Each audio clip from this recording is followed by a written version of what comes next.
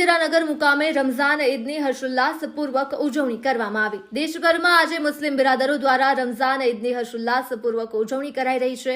ત્યારે રાજ્ય સહિત દેશભરમાં ઈદ ઉલ ફિત્ર એટલે કે રમઝાન ઈદની ઇબાદત સાથે હર્ષોલ્લાસપૂર્વક ઉજવણી કરાઈ। મુસ્લિમ સમાજ માટે ઈદનો તહેવાર એ ખૂબ જ મહત્વ ધરાવે છે।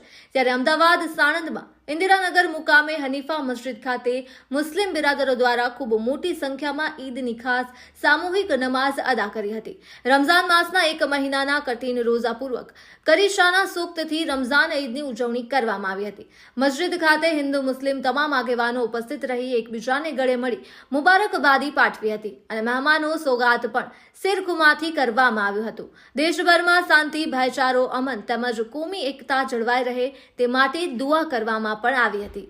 રિપોર્ટર અલ્ફાઝ સાથે આસિફ પઠાણ।